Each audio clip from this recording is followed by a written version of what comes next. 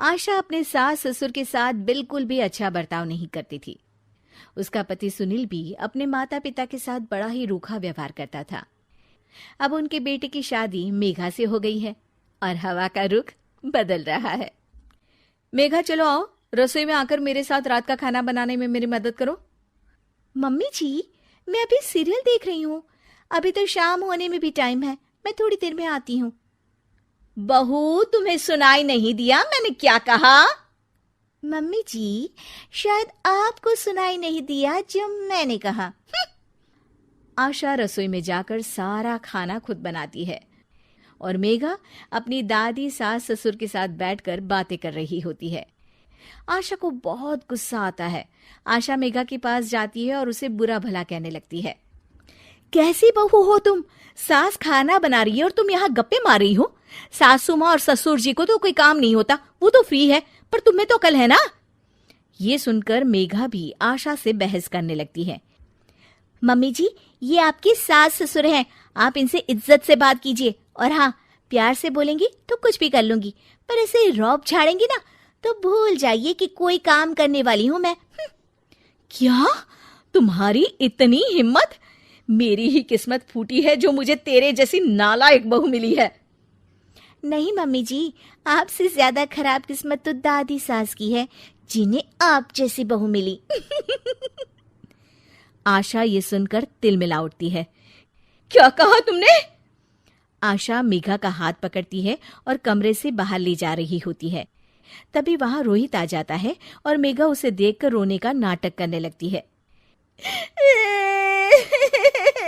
देखिए, देखिए आपकी माँ मुझ पर कैसा अत्याचार कर रही है। मैंने इनसे कहा कि सासू माँ, मैं खाना बना देती हूँ, बस थोड़ा टाइम लगेगा, तो मेरा हाथ पकड़कर कैसे मुझे घसीट कर लेकर जा रही है। अरे बेटा, ये झूठ बोल रही है। बस करो माँ, मेघा कभी झूठ नहीं बोलती और मैंने अपनी आंखों से देखा है कि कैसे आप उसका हाथ पकड़कर उस पर अत्याचार कर रही हो। अरे बेटा, मैं तुम्हारी माँ हूं, तुम्हें मुझ पर विश्वास नहीं है? मेघा मेरी पत्नी है, उसका मेरा साथ तो जीवन भर का है और मैं उसी का साथ दूंगा। गलती आपकी है, आप ही सुधर जाइए माँ। तभी वहां सुनील आ जाता है। ये किस तरह से बात कर रहा है तू अपनी माँ से? पापा, आप तो रहने ही दीजिए।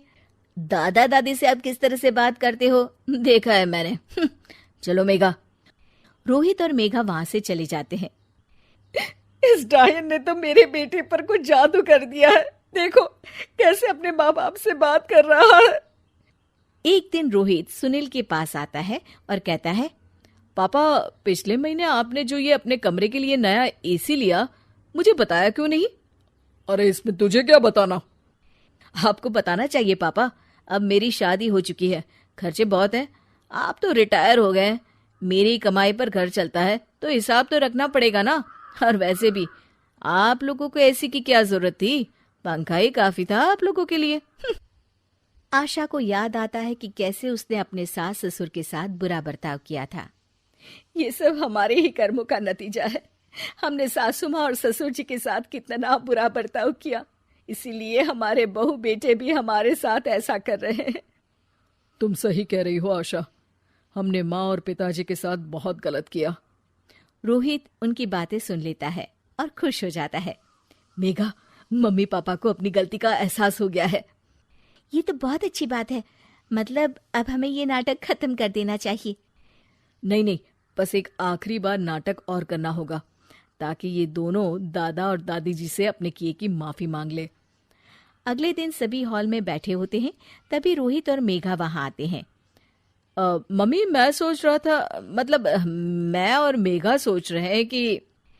मम्मी जी, ये कहते हुए जरा शर्मा रहे हैं, मैं ही बता देती हूँ। हम सोच रहे थे कि आप दोनों को वृद्धाश्रम भेज दें।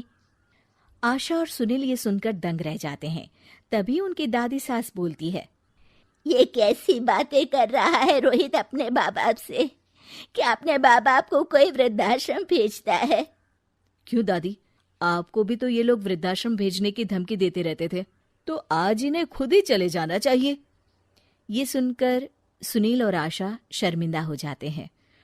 तू सही कह रहा है बेटा, हमने अपने माँ बाप का ख्याल नहीं रखा।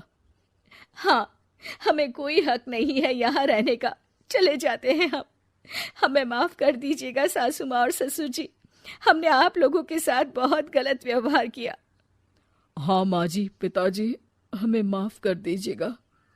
ये देखकर रोहित और मेघा खुश हो जाते हैं। आप लोग कहीं नहीं जाएंगे। आप लोगों को वृद्धाश्रम भेजने का मैं सोच भी नहीं सकता। ये तो मैं और मेघा नाटक कर रहे थे ताकि आप लोगों को अपनी गलती का एहसास हो। आशा और सुनील को अपनी गलती का एहसास होता है और वो सब एक खुशहाल परिवार की तरह रहने लगते हैं।